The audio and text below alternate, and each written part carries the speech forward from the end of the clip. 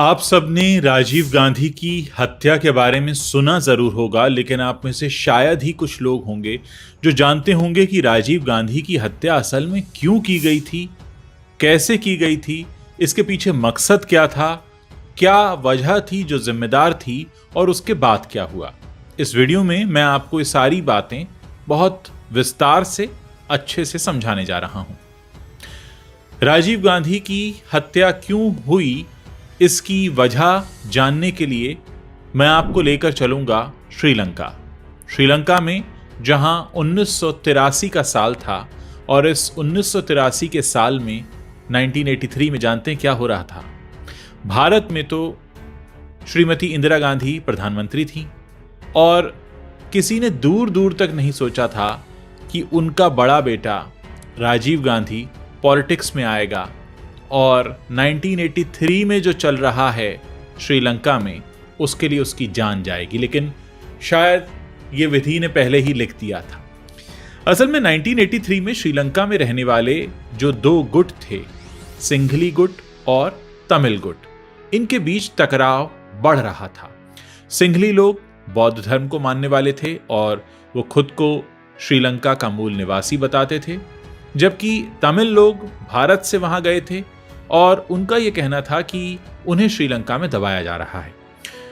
श्रीलंका में एक इलाका है जाफना का, वहां पर बड़ी भारी तादाद है तमिल लोगों की और वहां पर एक तरह से गृह युद्ध चल रहा था। 1983 की बात है कि वहां पर कुछ ऐसा हुआ कि वहां रहने वाले तमिल लोगों ने सिंघली लोगों पर आक्रमण कर दिए और उसके बाद सिंघली लोगों ने भी तमिल लोगों पर आक्रमण कर दिए। ये मामला काफी बढ़ गया, इतना बढ़ गया कि वहां रहने वाले जो तमिल लोग थे उनको निशाना बनाया जाने लगा और इसकी सुगबुगाहट हिंदुस्तान तक भी पहुंच रही थी, क्योंकि बहुत से लोग ऐसे थे तमिलनाडु में रहने वाले जिनके जानने वाले रिश्तेदार या उनके कुनबे के लोग श्रीलंका में रहते थे। इस बीच 1984 में क्या होता है आप जानते ही हैं। 31 अक्टूबर को देश की उस वक्त की प्रधानमंत्री श्रीमती इंदिरा गांधी की गोली मारकर हत्या कर दी जाती है और उसके बाद उनके बेटे राजीव गांधी को प्रधानमंत्री बना दिया जाता है। यह सब कुछ हिंदुस्तान में चल रहा था।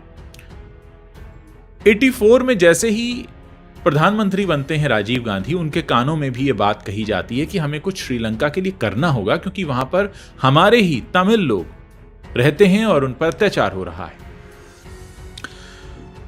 राजीव गांधी उन लोगों के लिए कुछ करना चाहते थे और सबसे पहली जो उनकी प्राथमिकता थी वो ये थी कि ये जो गृह युद्ध है ये खत्म हो जाए, क्योंकि एक चिंता ये भी थी कि श्रीलंका हमारा पड़ोसी देश है, हमारे मित्रवत संबंध उससे रहे हैं, लेकिन वहां पर गृह युद्ध है तो ऐसा ना हो कि उस गृह युद्ध में अमेरिका कूद पड़े और अगर अमेरिका आ गया तो फिर अमेरिका वहां पर अपना एक प्लेटफॉर्म बना सकता है और हो सकता है फिर अमेरिका वहां से कभी ना जाए और ये भारत के लिए भी नुकसान की बात होती। ये सब करते करते 1987 आ गया और 87 में काफी दबाव बढ़ने लगा। उस वक्त एमजीआर तमिलनाडु के मुख्यमंत्री हुआ करते थे। उन्होंने उस वक्त के प्रधानमंत्री राजीव गांधी से कहा कि हमें कुछ करना होगा, तमिल लोगों के ऊपर काफी अत्याचार हो रहा है।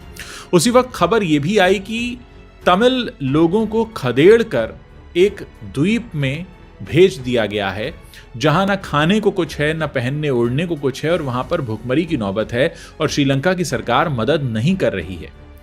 यह बात सुनकर राजीव गांधी ने उस वक्त श्रीलंका के सत्ता प्रमुख रहे जयवर्धने से बात की और उनसे कहा कि आप ये क्या कर रहे हैं, आप हमारे तमिल लोगों के साथ ऐसा क्यों कर रहे हैं, उनको खाने को दीजिए।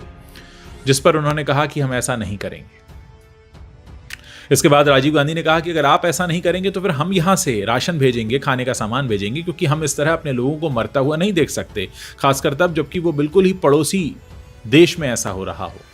पहले तो जयवर्धने ने इसके लिए इनकार कर दिया कि आप ऐसा मत कीजिएगा, लेकिन राजीव गांधी ने जोर देकर कहा कि हम अपनी वायुसेना वहां भेजेंगे, खाने के पैकेट गिराएंगे और अगर आपने हमारी वायुसेना पर अटैक किया तो इसे युद्ध माना जाएगा। क्या आप युद्ध के लिए तैयार हैं?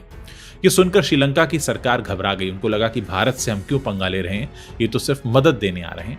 इसलिए जयवर्धने ने इसकी इजाजत दे दी। अब धीरे धीरे खाने का सामान वहां पहुंचाया गया और भारत के प्रधानमंत्री राजीव गांधी ने वहां रहने वाले तमिल लोगों का दिल जीतना शुरू किया और फिर वहां से बातचीत करनी शुरू की कि आपको क्या चाहिए। श्रीलंका में रहने वाले जितने भी तमिल ग्रुप थे जो एक्टिव थे, उनमें सबसे बड़ा ग्रुप था LTTE, liberation tiger of Tamil Eelam. इनके प्रमुख प्रभाकरण को राजधानी दिल्ली के अशोका होटल में बुलाया गया और उनसे पूछा गया कि आप क्या चाहते हैं।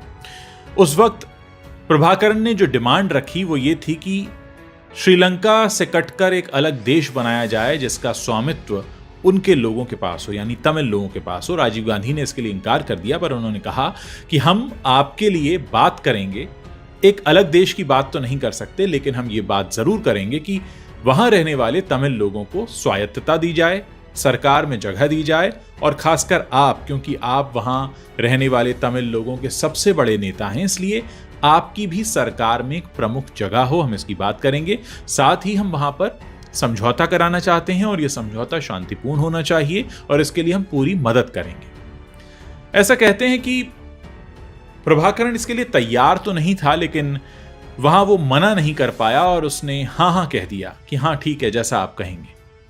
लेकिन कोई नहीं जानता था कि प्रभाकरण जब यहां से लौट कर जाएगा तब वो एक नई चाल खेलेगा। इसका खुलासा थोड़ी देर बाद होगा। अब हुआ यह कि प्रभाकरण जैसे ही श्रीलंका वापस पहुंचा, राजीव गांधी ने फैसला लिया और यह कहा कि हम भारत से एक शांति सेना भेजेंगे। यह सेना नाम की सेना होगी, इसके पास हथियार नहीं होंगे, बल्कि इसका काम यह होगा कि वहां जाकर जो गृह युद्ध की स्थिति बनी हुई है उस पर कंट्रोल करे। और कंट्रोल कैसे करे कि वहां जो लोग भी हथियार चला रहे हैं उनके हथियार उनसे ले लिए जाएं, उनसे आत्मसमर्पण कराया जाए और उनसे कहा जाए कि वो शांति से रहेंगे और हमारी जो सेना यहां से जाएगी वो वहां पर शांति बहाल करने की कोशिश करेगी। 80,000 सैनिकों की टुकड़ी 4 हिस्सों में श्रीलंका भेजी गई। ये बात है जुलाई 1987 की। इन लोगों को वहां जाफना में उतारा गया और इन लोगों ने वहां, शांति सेना ने उतरते ही ये कहा कि जो श्रीलंकाई आर्मी है वो वापस चली जाए, तमिल लोगों से हम बात करेंगे, इन्हें शांत करेंगे और आपके देश में शांति स्थापित करने में मदद करेंगे। श्रीलंका सेना ये सुनकर वहां से वापस चली गई। जयवर्धने ने अपनी सेना को वापस बुला लिया, लेकिन वहां जो हुआ वो बहुत हैरान कर देने वाला था, क्योंकि यहां पर प्रभाकरण ने राजीव गांधी को और उनकी सरकार को धोखा दे दिया। वहां जितनी भी महिलाएं और बच्चे थे उनके हाथों में हथियार दे दिए और उन लोगों ने हमारी शांति सेना पर आक्रमण कर दिया। हालांकि यह सब हो पाता उससे कुछ पहले कुछ लोगों से आत्मसमर्पण कराने की कोशिश की गई थी, लेकिन कुल मिलाकर शांति सेना भेजना यह राजीव गांधी के लिए एक बहुत बड़ा डिसअपॉइंटमेंट साबित हुआ। क्यों? क्योंकि शांति सेना भेजी गई थी कि श्रीलंका में जो सिंघली लोग, जो तमिल लोग आपस में झगड़ा कर रहे हैं, लड़ रहे हैं, एक दूसरे के खून के प्यासे हैं, उनसे हथियार ले लिए जाएं, शांति स्थापित की जाए, फिर तमिल लोगों के हक की बात की जाए, उन्हें सरकार में जगह भी दी जाए और एक तरह से मामला बराबरी का हो।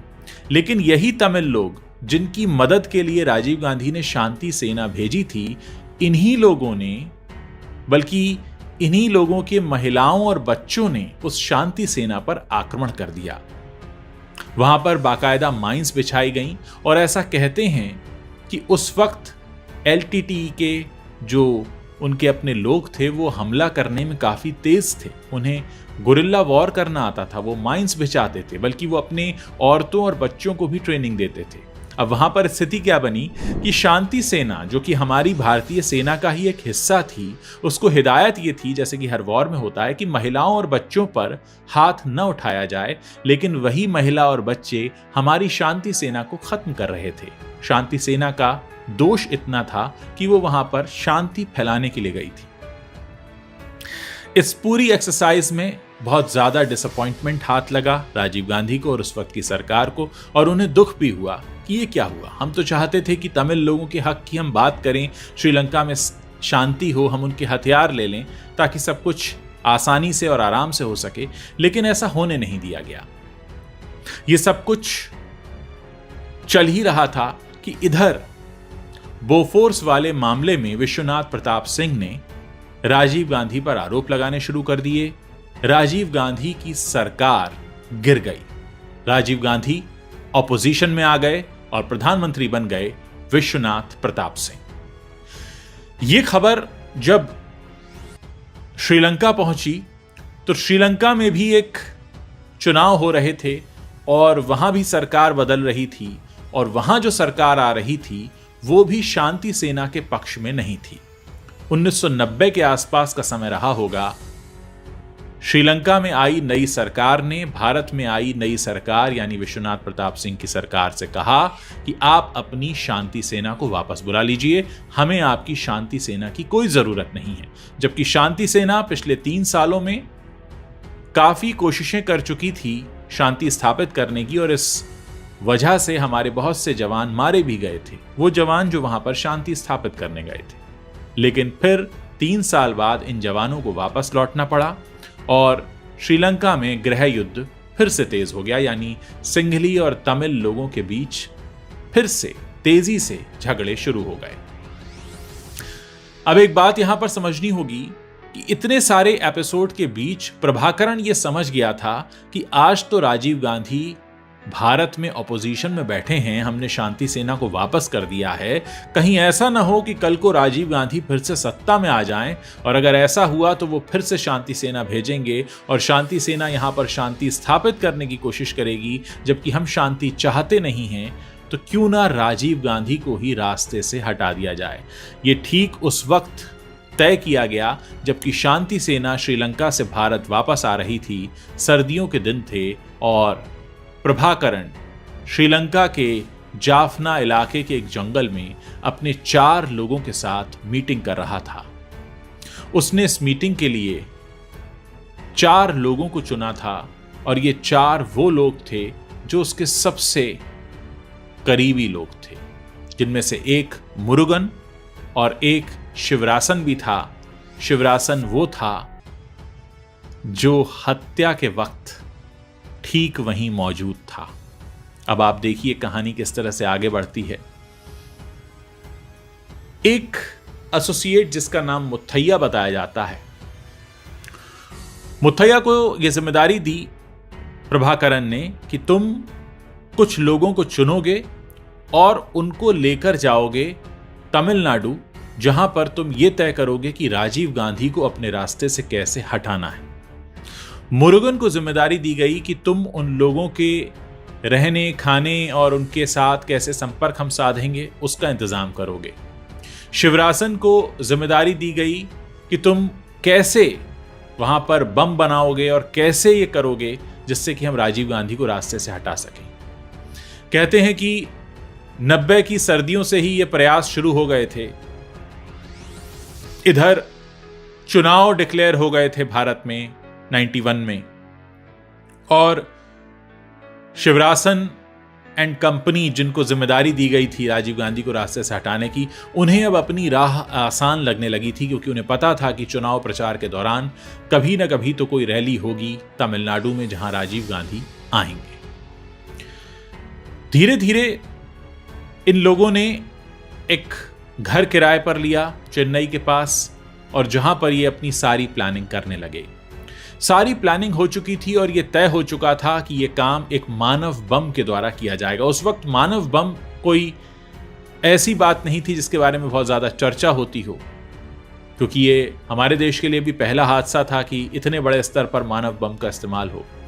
लेकिन एक परेशानी इन सब लोगों के सामने थी कि किसे चुना जाए जो मानव बम बनने को तैयार हो, यानी कौन हो वो जो अपनी ही जान की बाजी लगा दे, खुद को खत्म कर ले राजीव गांधी को उड़ाने के लिए। ऐसा कोई शख्स उनकी नजर में आ नहीं रहा था। शिवरासन इस बीच चेन्नई से तमिलनाडु से फिर जाफना गया और प्रभाकरण से मिला। उसने कहा कि सब कुछ लगभग तैयार है, बस हमें उस शख्स की तलाश है। हम किसको चुने, कहीं ये बात लीक ना हो जाए। अभी तक तो हम सिर्फ 4 लोग इस बात को जानते हैं। अगर ये बात लीक हो गई तो हो सकता है कि हम इस काम में कामयाब न हो पाएं। प्रभाकरण शिवरासन की बात को सुन रहा था और उसे तभी आइडिया आया कि शिवरासन की 2 चचेरी बहनें हैं, धनु और शुभा। उसने कहा कि तुम्हें बाहर जाने की जरूरत नहीं है, तुम अपनी ही चचेरी बहनों में से किसी एक को चुन लो जो ये काम करेगी हमारे लिए। और यहीं से उनको लेकर जाओ, तुम्हें तमिलनाडु में कोई नहीं मिलेगा। कहते हैं इसके बाद शिवरासन अपनी दोनों चचेरी बहनों धनु और शुभा को लेकर वापस तमिलनाडु आ गया और तय यह हुआ कि धनु ही वो लड़की होगी जो अपने शरीर पर बम पहनकर फट जाएगी राजीव गांधी के सामने। अब यह हुआ कि यह कैसे होगा, इसके लिए ट्रेनिंग देने की जरूरत थी। ट्रेनिंग इस बात की कि भारत में जो रैलियां होती हैं उसमें कैसे चुनावी रैली के दौरान मुख्य नेता के करीब पहुंचा जाए। दोस्तों, इसके लिए 12 मई को एक रैली हुई विश्वनाथ प्रताप सिंह की, प्रधानमंत्री की रैली, उस वक्त प्रधानमंत्री, और उनकी रैली में कैसे उनके नजदीक पहुंचा जाए। उस वक्त हुआ यह कि धनु को अपने साथ शिवरासन लेकर गया, उसे पूरी ट्रेनिंग दी कि कैसे तुम्हें पास तक पहुंचना है। उस दिन पूरी तरह से रिहर्सल की गई 12 मई 1991 को, 12 मई 1991। धनु बिल्कुल करीब तक पहुंच गई विश्वनाथ प्रताप सिंह के। फर्क बस इतना था कि उसने उस दिन बम नहीं पहना था, उसे अपने अंदर थोड़ा कॉन्फिडेंस आया कि वो ये कर सकती है। कहते हैं 12 मई 1991 के बाद एक और रैली हुई, एक और पॉलिटिकल रैली जो एम करुणानिधि की रैली थी। इसमें भी धनु ने वही ट्रायल करवाया अपने साथी शिवरासन के साथ। वो पहुंच गई और मुख्य नेता के बहुत करीब तक पहुंची। इन दो रैलियों में ट्रायल करने के बाद उसे अब ये लगने लगा था कि वो ये काम कर सकती है। कहते हैं 20 मई को पहली बार शिवरासन को ये पता चला कि ये जो राजीव गांधी हैं ये 21 मई को श्री पेरुम्बदूर आने वाले हैं और रात के वक्त ये सभा होगी, शाम को 7 बजे के बाद। तय हुआ कि हम यहीं पर राजीव गांधी को निशाना बनाएंगे। शिवरासन के ऊपर मुख्य जिम्मेदारी यही थी कि वो किसी तरह से इस काम को पूरा करे। कहते हैं ये रैली का जो समय दिया गया था उस दिन अखबारों में वो करीब 6:30 बजे का था, लेकिन सब जानते थे कि ये रैली लेट होगी क्योंकि उस दिन विशाखापत्तनम से राजीव गांधी को चेन्नई आना था बाय एयर, और फिर चेन्नई से सड़क के रास्ते वो श्री पेरुम्बदूर पहुंचने वाले थे। शिवरासन धनु के साथ वहां पहले से ही मौजूद था। कहते हैं लगभग 9 बजे के आसपास करीब 2 घंटे का इंतजार चला और फिर यह अनाउंसमेंट हुआ कि राजीव गांधी पहुंच गए हैं। 6:30 बजे से वहां जनता को बांध के रखा जा रहा था कि राजीव गांधी आने वाले हैं। 9 बजे के आसपास रात में 21 मई को एंट्री होती है राजीव गांधी की उस चुनावी सभा में। कहते हैं कि धनु उस वक्त पूरी तरह से तैयार थी और लगभग 9:21 का समय हुआ होगा। राजीव गांधी उस सभा में आने के बाद धीरे धीरे स्टेज की तरफ बढ़ रहे थे और बहुत सारे लोग उन पर फूल मालाएं फेंक रहे थे। कोई उनके पैर छूना चाहता था, कोई उनसे हाथ मिलाना चाहता था, और इसी क्रम में धनु भी आगे बढ़ी। धनु ने एक बेल्ट पहना हुआ था, बेल्ट में बम था। किसी को इस बात की जानकारी नहीं थी। जाहिर है सुरक्षा व्यवस्था थोड़ी सी ढीली थी, इसीलिए बहुत सारे लोगों को आगे आने दिया जा रहा था। ये जैसे ही राजीव गांधी की तरफ बढ़ी, राजीव गांधी के सुरक्षा कर्मी ने उसको रोका, लेकिन क्योंकि वो जोर जोर से चिल्ला रही थी मुझे राजीव गांधी से मिलना है, राजीव गांधी ने अपने सुरक्षा कर्मी को इशारा किया कि इनको आने दो। सुरक्षा कर्मी ने धनु को आगे बढ़ने दिया। धनु आगे बढ़ी, उसने सबसे पहले चरण छूने के लिए वो झुकी और उसके झुकते ही जो हुआ वो एक बहुत कानों को बहरा कर देने वाला एक ऐसा धमाका था कि उसके बाद कुछ मिनटों तक तो किसी को समझ में नहीं आया कि हुआ क्या। कहते हैं बहुत सारे कांग्रेसी नेता वहां पर मौजूद थे, इसमें करीब 18 लोग उस धमाके में मारे गए थे। किसी को समझ ही नहीं आया कि हुआ क्या है, क्योंकि वो धमाका इतना जबरदस्त था, धूल और धुएं का गुबार था। कुछ समय बाद जब धूल के बादल वो काले बादल छंटे तो सब ने ढूंढना शुरू किया कि कहां है राजीव गांधी। दोस्तों, उस वक्त का मंजर कुछ ऐसा था कि राजीव गांधी का क्षत विक्षत शव उनके सुरक्षाकर्मी पीके गुप्ता के पैरों में पड़ा था और पीके गुप्ता कुछ बुदबुदाने की कोशिश कर रहे थे, कुछ बोलने की कोशिश कर रहे थे। वहां पर जी के मूपनार भी मौजूद थे, कांग्रेसी नेता। उन्होंने कोशिश की कि वो कुछ सुनना चाह रहे हों, लेकिन उससे पहले ही पीके गुप्ता भी, उनकी भी मौत हो गई। और कहते हैं कि राजीव गांधी अपने हाथ में गुची की घड़ी पहनते थे, सफेद लोटो के जूते पहनते थे। इसी से उनकी शिनाख्त हो पाई, क्योंकि जब वहां पर फॉरेंसिक टीम पहुंची तो यह देखा गया कि जितने भी शव वहां पर क्षत विक्षत पड़े हैं, उनमें से एक शव एक ऐसी लड़की का है जिसका राइट हैंड नहीं है, छाती और पेट का हिस्सा नहीं है, राइट पैर नहीं है। और उसी शव की वजह से पहली बार ऐसा लगा कि यह मानव बम का इसमें इस्तेमाल हुआ है। इस बात की पुष्टि करने में कि इस पूरे हादसे को अंजाम दिया गया है मानव बम से, थोड़ा वक्त लगा, क्योंकि किसी को अंदाजा नहीं था। शुरुआत में लगा शायद रेड कारपेट के नीचे बम था। किसी ने यह भी कहा फॉरेंसिक टीम में कि शायद यह फूलमाला में हो सकता है, लेकिन सारी बातों को जो जांच अधिकारी थे फॉरेंसिक टीम के पी चंद्रशेखर, वो नकारते चले गए। उन्होंने कहा कि इतना भारी बम है, यह फूलमाला में नहीं छिप सकता। ये रेड कारपेट के नीचे अगर होता तो जमीन में गड्ढा हो गया होता। अगर किसी बास्केट में रखा होता, फूलों की बास्केट में या फूलमाला की बास्केट में, तो वो फूलमाला वाली बास्केट के परखच्चे उड़े होते, लेकिन वहां ऐसा कुछ मिला ही नहीं। और जो सबसे ज्यादा शक पैदा करने वाली चीज वहां पर मिली थी, वो इसी धनु का शरीर था, जो कि एक पर्टिकुलर एरिया से गायब था। क्योंकि ऐसा कहा जाता है, फिर जब बाद में जांच हुई, सामने आया कि धनु ने अपनी पीठ पर यह बम लगाया हुआ था, और जब वो पैर छूने के लिए नीचे झुकी थी, असल में अपने राइट हैंड से बम का बटन दबा रही थी, इसलिए उसका राइट हैंड उड़ गया, उसका पेट का हिस्सा उड़ गया, उसका सिर्फ लेफ्ट हैंड मिला, थोड़ा सा सर के पीछे का हिस्सा मिला। यानी जिस वक्त वो पैर छूने के लिए झुकी और राजीव गांधी ने शायद उसको ऊपर उठाने की कोशिश की होगी, क्योंकि अक्सर यही होता है कि जब कोई हमारे पैर छूता है तो हम उसे ऊपर उठाते हैं, लेकिन जिस वक्त वो ऊपर उठा रहे थे, उनका चेहरा बम के ठीक सामने था। बम उनके चेहरे पर फटा, इसलिए उनका चेहरा भी उड़ गया, उनका सर का एक बड़ा हिस्सा उड़ गया। उनकी पहचान हो पाई तो सिर्फ पैर में पहने गए लोटो के जूते और वहीं पड़ी एक गुची की घड़ी से बाद में पता चला कि ये राजीव गांधी का शव है। दोस्तों, इस तरह से हमने अपने एक ऐसे होनहार नेता को खो दिया जिसकी कोशिश सिर्फ इतनी थी कि हमारे पड़ोसी देश में शांति हो जाए, वहां जो हमारे ही अपने तमिल लोग रहते हैं उनके घरों में शांति हो, वो आपसी प्रेम से रहें, लेकिन ऐसा हो नहीं सका। बाद में करीब 26 लोगों की गिरफ्तारी हुई, फिर निचली कोर्ट ने तो 26 लोगों को फांसी की सजा भी सुना दी थी। उसके बाद 7 लोग रह गए, जिसमें से 3 को फांसी होनी थी, फिर उनकी भी माफ़ी हो गई। अभी पिछले साल खबर आई थी कि उनमें से जो लोग अंदर बंद हैं उनमें से ज़्यादातर को छोड़ दिया गया। इसमें जो मुख्य भूमिका थी वो शिवरासन की थी, क्योंकि शिवरासन ने ही पूरी प्लानिंग की थी। धनु जो मानव बम बनी थी वो तो उड़ी गई।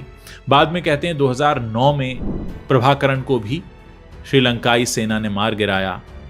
तो एक ऐसे शख्स का अंत हो गया जो अपने देश के पड़ोसी देश में अपने ही लोगों के घरों में शांति चाहता था, लेकिन शायद उन लोगों को ये मंजूर नहीं था।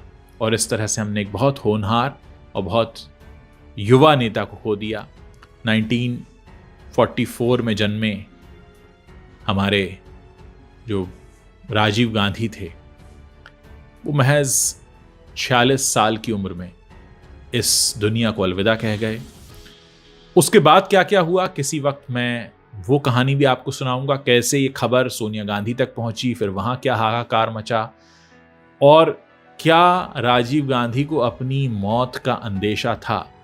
इसको लेकर मैं एक कहानी बहुत जल्द करूंगा, उसमें मैं आपको बताऊंगा कि किस तरह से राजीव गांधी को ये लग रहा था और इसीलिए वो प्रधानमंत्री नहीं बनना चाहते थे, फिर कैसे वो सारे समीकरण बदले और क्यों प्रधानमंत्री उन्हें बनना पड़ा।